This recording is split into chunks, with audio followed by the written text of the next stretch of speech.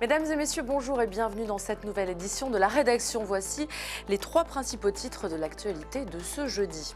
Au Burkina Faso, Ibrahim Traoré, qui a justifié son coup d'État par la persistance de l'insécurité, continue à s'ériger en chef de guerre avec une méthode nouvelle et des annonces visant à marquer les esprits.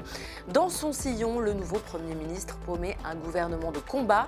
En effet, la sécurisation du territoire national constitue l'objectif prioritaire du gouvernement.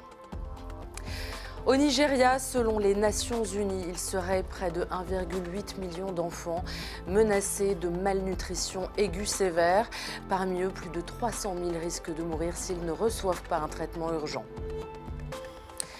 En visite en Ukraine, à Kiev, le président de Guinée-Bissau a appelé au rapprochement des deux pays, mais il a aussi insisté sur le fait qu'il ne souhaitait pas choisir entre la Russie et l'Ukraine, des pays amis et des partenaires tous les deux.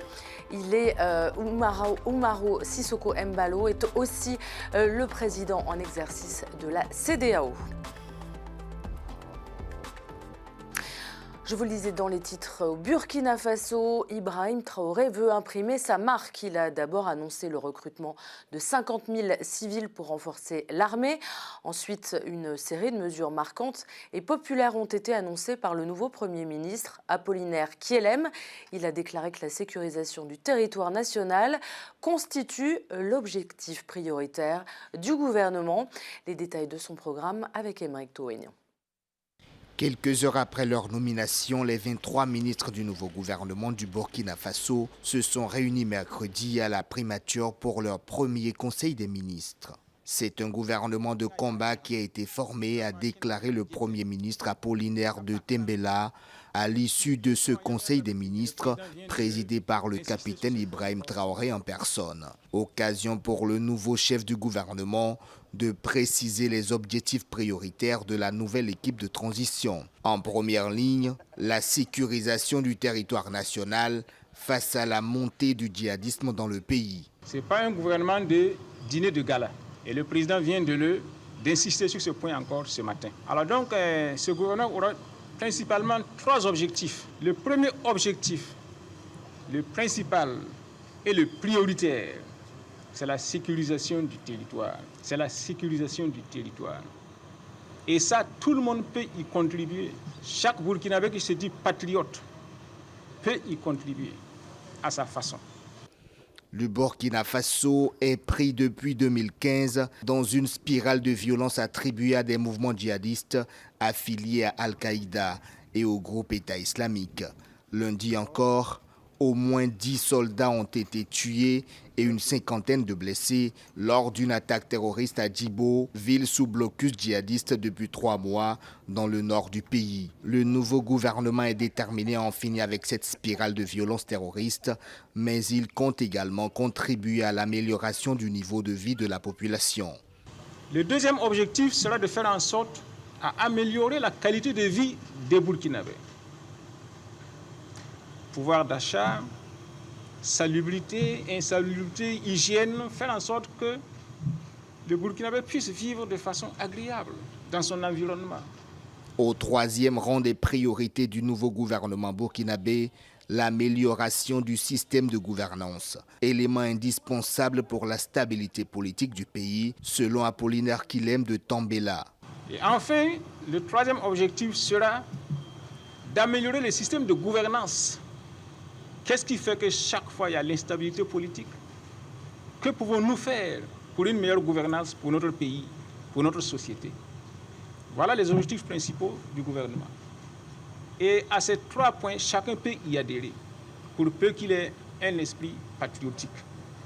Après ce premier conseil des ministres et les objectifs fixés, les populations burkinabées attendent désormais sur le terrain le nouveau gouvernement qui devra apporter des résultats concrets, surtout dans le domaine de la lutte contre le terrorisme. Toujours au Burkina Faso, près de 5 millions de personnes ont besoin d'une aide urgente. C'est Martin Griffiths, sous-secrétaire général de l'ONU, chargé des affaires humanitaires, qui a lancé l'alerte. De retour d'une visite à Djibo, dans le nord du pays, il a dépeint une situation alarmante. Dans la région de Djibo, il n'y avait plus de denrées au marché. Dans la région, il n'y a plus de quoi se nourrir. Le bétail a été emporté. Des mères sont obligées de nourrir leurs enfants avec des feuilles et du sel. Ce constat a été fait lors d'une conférence de presse à New York, retransmise en ligne. Le capitaine Ibrahim Traoré s'est engagé à prendre les mesures nécessaires pour que l'ONU puisse remplir ses obligations humanitaires et envoyer de la nourriture. Toute la corne de l'Afrique est touchée par la famine.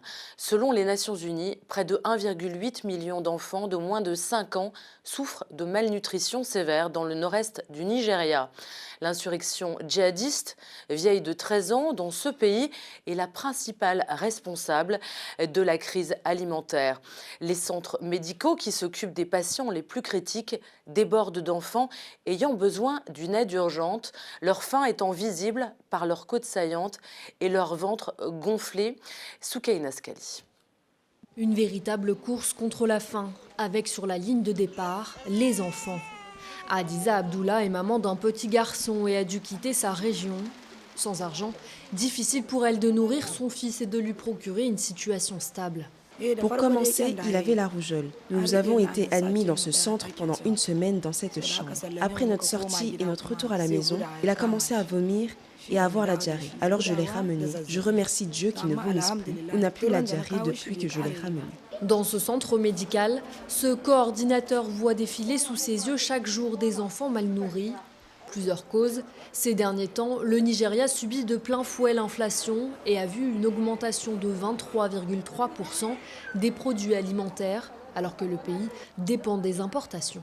En raison de la crise, la communauté, habituellement, la famine devient un problème. Ils n'ont pas accès à la nourriture. Ils ont des problèmes d'insuffisance alimentaire et les installations de santé sont dans un mauvais état. Les installations sanitaires et d'hygiène sont pauvres. Il y a forcément des maladies. Donc je pense que le problème majeur est le manque d'accès à la nourriture et le manque de services sanitaires et d'hygiène. Cette année, les routes du Nigeria ont été submergées par les pluies diluviennes, ce qui a conduit à des inondations et détruit une partie des cultures. À l'époque, dans mon village ancestral, j'ai suffisamment de terres agricoles pour mes activités agricoles. Mais après avoir été déplacé, les terres agricoles que j'ai ici sont trop petites. Après avoir réglé les dépenses de ma famille, il me reste un bénéfice de 250 000 à 300 000 naira. Mais maintenant, j'obtiens moins de la moitié du bénéfice que j'ai réalisé. Selon l'ONU, sans financement immédiat pour répondre à la crise, quelques 370 000 enfants de moins de 5 ans font face à un risque élevé de mortalité et 5 000 enfants risquent de mourir. Au Tchad, suite aux manifestations sanglantes de jeudi dernier qui ont fait au moins 50 morts, l'ONG Human Rights Watch a exigé des enquêtes impartiales pour situer les responsabilités des forces de sécurité. Cette ONG a constaté que les forces de sécurité ont eu recours à une force excessive, y compris à des tirs à balles réelles effectués sans discernement pour disperser des manifestations organisées par l'opposition. Ces violences ont été condamnées par la communauté internationale qui a non seulement appelé à l'apaisement, mais a aussi exigé des enquêtes. Une autre ONG, Amnesty International, a dénoncé des violations des droits de l'homme au Tigré. Depuis le début de la guerre, en novembre 2020, dans la région du Tigré, l'ONG a recensé de nombreuses violations des droits humains, y compris des viols, des violences sexuelles, des pillages, des cas de torture et d'exécution extrajudiciaire. Écoutez, Fisea Tekle, il est chercheur spécialiste de l'Éthiopie pour Amnesty International.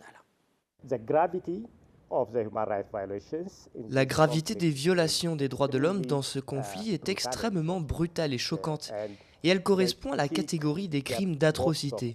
Lorsque vous regardez le type de violation des droits de l'homme qui se produisent, leur nature généralisée, ce sont des crimes d'atrocité qui sont passibles de sanctions en vertu du droit international.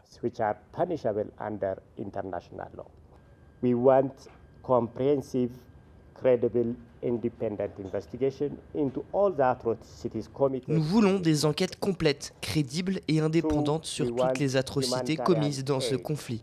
Nous voulons une aide humanitaire aussi immédiate que possible et nous voulons que la communauté internationale et régionale réponde à la situation d'une manière qui soit à la hauteur de la gravité de la situation.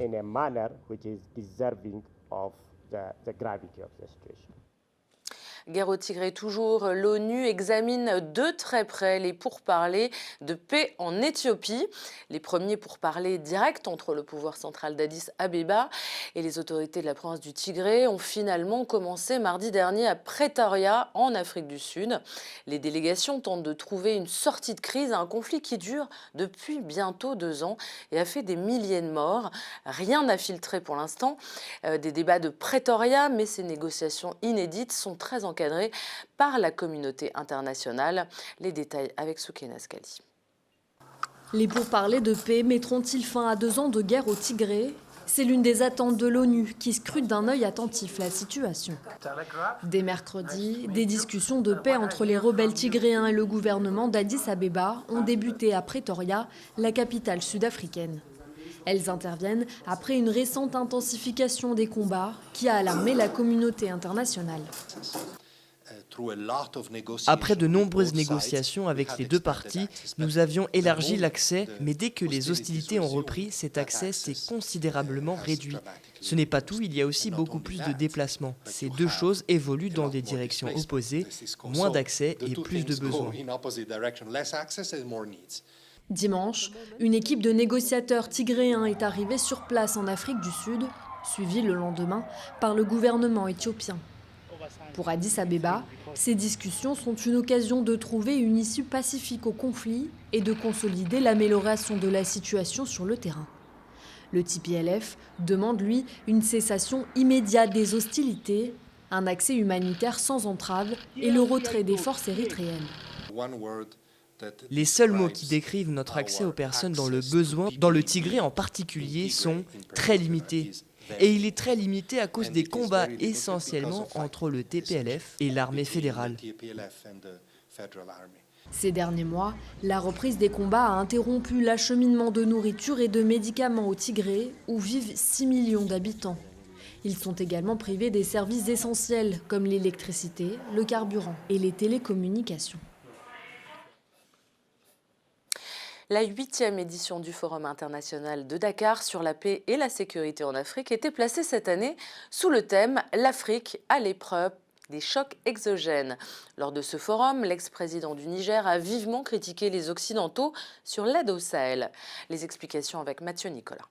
Après les paroles sans langue de bois du président sénégalais Macky Sall sur les insuffisances des instances internationales en Afrique, Mahamadou Issoufou, l'ex-président du Niger, y va également de sa critique.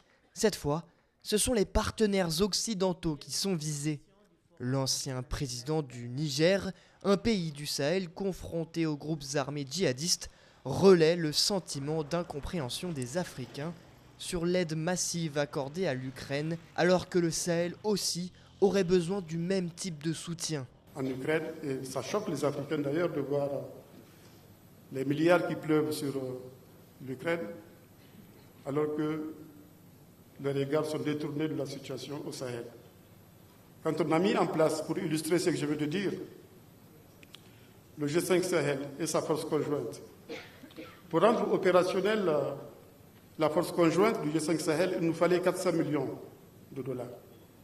On ne les a jamais obtenus. La veille, le président sénégalais Macky Sall avait plaidé pour une réforme de la gouvernance mondiale et une mise à jour de la doctrine des opérations de maintien de la paix, avec en première ligne une responsabilité des États africains dans la recherche de solutions. Même son de cloche chez Mahamadou Issoufou et aussi pour la chef de la diplomatie sénégalaise, Aïssata Tall Sall. Mais c'est bien d'être sur le menu, mais le plus agréable, c'est d'être sur la table et de tenir la fourchette et le couteau, plutôt que d'être dans l'assiette. Eh bien, l'Afrique doit être sur la table et tenir la fourchette et le couteau. Comme ça, elle se servira elle-même plutôt que d'être servie ou d'attendre qu'elle soit servie. Le message est plus que clair. Visiblement déçus de l'aide occidentale et des instances internationales, de plus en plus de chefs d'État africains laissent entendre que l'idée d'une Afrique plus autonome en termes de gestion de crise serait nécessaire pour résoudre les différents conflits qui gangrènent le continent. En visite en Ukraine, à Kiev, le président de Guinée-Bissau a appelé au rapprochement des deux pays. En tant que président en exercice de la CEDEAO, le président Umaro Sissoco Embalo a exprimé ce mercredi à Kiev la volonté de l'Afrique de se poser en médiatrice entre la Russie et l'Ukraine. Mais il a aussi insisté sur le fait qu'il ne souhaitait pas choisir entre la Russie et l'Ukraine des pays amis et des partenaires, tous les deux. Plus de détails avec Mathieu Nicolas. Il avait prévu de s'y rendre, il a tenu parole. Après avoir rencontré son homologue russe Vladimir Poutine, le président bissau-guinéen Umaro Sissoco Embalo s'est ensuite rendu en Ukraine. Pour justifier son déplacement à Kiev, le président en exercice de la CEDEAO a fait savoir qu'il lui était inimaginable d'aller en Russie sans faire un détour en Ukraine, deux pays qu'il considère comme frères. Comme à Moscou, Umaro Sissoco Embalo a revêtu son costume de facilitateur entre les deux pays en guerre, au nom de la CEDEAO, mais aussi de toute l'Afrique. J'étais hier avec Poutine, et si lui, le président Poutine, pense que la Guinée-Bissau et l'Afrique peuvent porter les solutions pour la paix, nous sommes des premiers militants pour ça. Le président bissau-guinéen Umaro Sissoco Embalo a insisté sur le fait qu'il ne souhaite pas choisir de camp entre la Russie et l'Ukraine, pays amis et des partenaires tous les deux, allant jusqu'à désigner les deux dirigeants comme frères. Le président bissau-guinéen a l'espoir d'une rencontre entre Poutine et Zelensky qui pourrait amener à un accord de paix.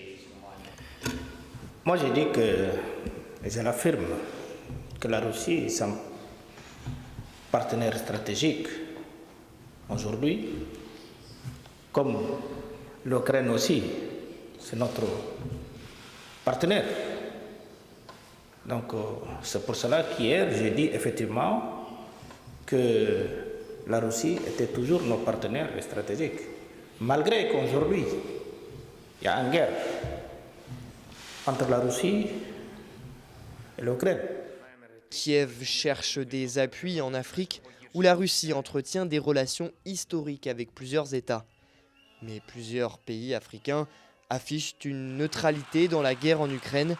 Il y a une quinzaine de jours, lors d'un vote à l'ONU, une vingtaine de pays du continent se sont abstenus pour une résolution condamnant les annexions illégales russes de territoires en Ukraine. Place au reste de l'actualité internationale commentée par Noël Ndong et Lorraine Mabou.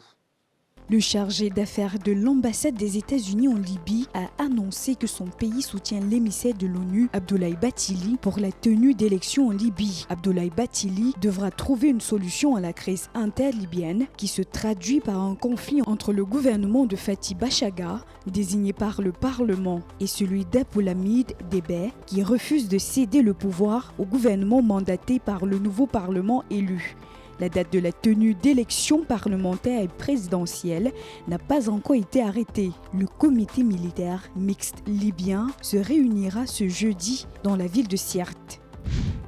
Alors que la période de deuil de 40 jours a pris fin mercredi pour la famille de la jeune Masha Amini, la mobilisation n'a pas faibli, et ce malgré la répression qui aurait fait plus de 140 morts à ce jour. La mort de cette jeune fille est à l'origine de l'actuelle vague de manifestations en Iran. Mercredi, des dizaines d'Iraniens se sont rassemblés dans le cimetière du Kourdistan iranien où elle est enterrée. Pour lui rendre hommage, malgré des mesures de sécurité renforcées, les manifestants ont scandé des slogans hostiles au régime. Le 16 septembre dernier, Masha Amini, la jeune iranienne de 22 ans, est décédée 3 jours après son arrestation à Téhéran par la police des mœurs qui lui reprochait d'avoir enfreint le code vestimentaire qui impose le port du voile pour les femmes.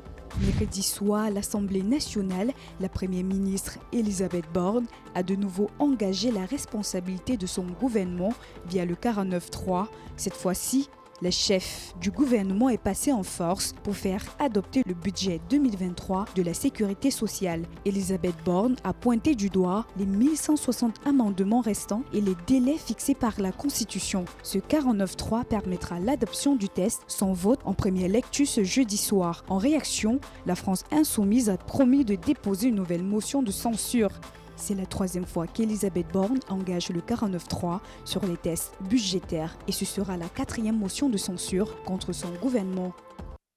Parlons du climat maintenant. À moins de 2 semaines de l'ouverture de la conférence mondiale climatique, la COP27, qui se tiendra en Égypte, l'ONU Climat a publié une synthèse des derniers engagements des pays signataires de l'accord de Paris.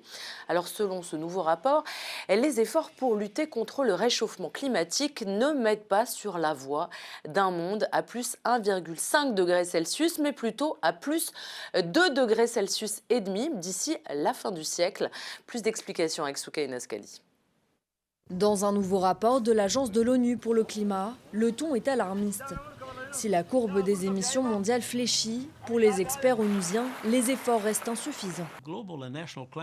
Les engagements mondiaux et nationaux en matière de climat sont lamentablement insuffisants. La fenêtre permettant de limiter la hausse de la température mondiale à 1,5 degré se ferme rapidement. Les émissions de gaz à effet de serre doivent être réduites de 45% au cours de cette décennie. Lors de la dernière COP26 en 2021 à Glasgow, les signataires de l'accord s'étaient engagés à réviser annuellement leurs engagements en matière de lutte contre les émissions au lieu de tous les 5 ans. Avec la politique actuelle, le monde se dirige vers un réchauffement global de 2,8%. En d'autres termes, nous nous dirigeons vers une catastrophe mondiale. Et ce déficit doit être comblé, en commençant par la COP27 en Égypte. En marge de la COP27 qui doit commencer du 6 au 18 novembre en Égypte, les recommandations du rapport sont claires. Mettre fin à notre dépendance à l'égard des combustibles fossiles, éviter de verrouiller les nouvelles infrastructures de combustibles fossiles, investir massivement dans les énergies renouvelables. Les énergies renouvelables sont une solution gagnant-gagnant pour l'action climatique, garantissant la sécurité énergétique. Selon les experts de l'ONU, les émissions mondiales doivent baisser de 45% d'ici à 2030 pour tenir l'objectif de limiter le réchauffement climatique à 1,5 degré. Mais selon la dernière synthèse des actions climatiques, les engagements actuels mèneraient au contraire à une augmentation de 10,6% des émissions sur cette période.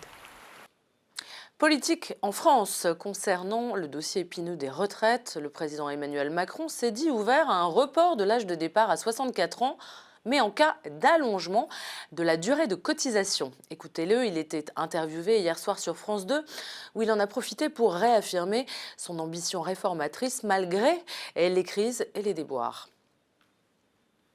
Si certains sont prêts à s'engager, à dire « nous, on ne veut pas aller jusqu'à 65 ans, mais par exemple, on serait prêt à aller jusqu'à 64 ans, mais en contrepartie, si vous faites ce geste, on est prêt à travailler un peu plus de trimestres. » Parce qu'il y a une autre façon de faire, ce n'est pas que l'âge légal, c'est travailler un peu plus de trimestres. Moi, je suis ouvert. Le tout, c'est que notre modèle retombe sur ses pieds, si je puis dire, et que nous, actifs, on finance bien la retraite de nos retraités. C'est maintenant la fin de ce journal. Restez avec nous, le programme continue sur Télé Sud. Quant à moi, je vous retrouve dès ce soir pour de nouvelles informations. Bonne journée à toutes et à tous.